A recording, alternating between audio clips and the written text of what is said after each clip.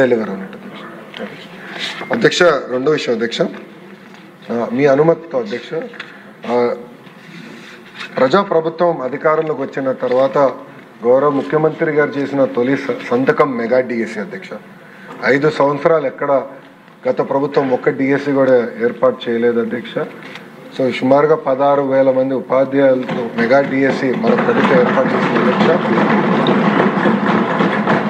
ఇక్కడున్న గౌరవ సభ్యులందరి సహకారంతో 2025లో నోటిఫికేషన్ చేశాం, ఎగ్జామ్స్ నిర్వహించాం, సర్టిఫికేట్ వెరిఫికేషన్ చేశాం. రేపు ఉపాధ్యాయులందరికీ లెటర్స్, అపాయింట్మెంట్ లెటర్స్ మనం అందజేయబోతున్నాం అధ్యక్ష. ఇది చాలా గర్వకారణం.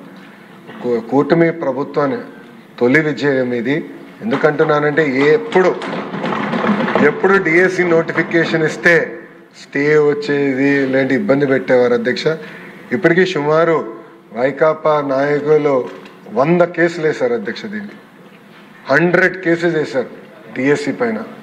ఎట్టి పరిస్థితుల్లో డిఎస్సి ఆపాలి, జరగకూడదు అపాయింట్మెంట్ అని వాళ్ళు కేసులు వేశారు అధ్యక్ష. కానీ నోటిఫికేషన్ పకడ్బందీగా ఇచ్చాం కనుకనే ఎక్కడ ఒక్క స్టే కూడా రాలేదు. చాలా పారదర్శకంగా నడిపిస్తున్నాం అధ్యక్ష. అండ్ రేపు గౌరవ ముఖ్యమంత్రి, ఉప ముఖ్యమంత్రి గారి నాయకత్వంలో పెద్ద ఈవెంట్ ఒకటి నిర్వహిస్తాం. సుమారుగా 16,000 మంది ఉపాధ్యాయులు వాళ్ళ కుటుంబం నుంచి ఒకరు, అంటే 32,000 మందితో సచివాలయం పక్కనే అధ్యక్ష మెగా డిఎస్సి ఈ ఆఫర్ లెటర్స్ అనేది మేము అందజేస్తాం జరుగుతుంది అధ్యక్ష. అందరికీ వాళ్ళ మీ టేబుల్ పైన ప్రత్యేకంగా ఆహ్వానం కూడా మీకు పెట్టాం అధ్యక్ష. దాంట్లో కూడా మీకు ఒక్కొక్క జిల్లాకు ఒక జోన్ ఏర్పాటు చేస్తాం. సో గౌరవ ఎమ్మెల్యేలని, ఎంపీలని కూడా నేను కోరింది ఏంటంటే ఆ జోన్లో అందరు కూర్చుంటే, ఎందుకంటే వాళ్ళు వచ్చి మీ దగ్గరనే పనిచేస్తారు, మీ పాఠశాలలోనే ఉంటారు కనుక ఒక అనుబంధం ఏర్పడాలనే ఆలోచనతోనే ఇది ఏర్పాటు చేసాం. వెన్యూ ప్లాన్ మ్యాప్ కూడా ఏర్పాటు చేసాం, సో దట్ మీకు సులభంగా ఉంటుంది.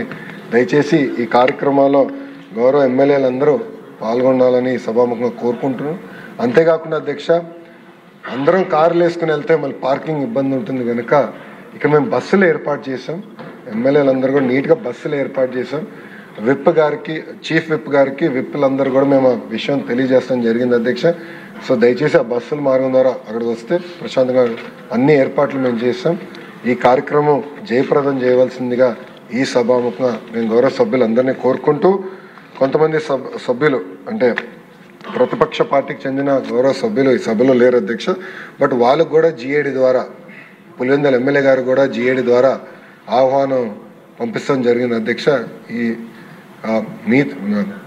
మీ ద్వారా వాళ్ళని ఆ కార్యక్రమంలో పాల్గొనాలని ఈ సభాముఖంగా వాళ్ళని కూడా నేను కోరుతున్నాను అధ్యక్ష.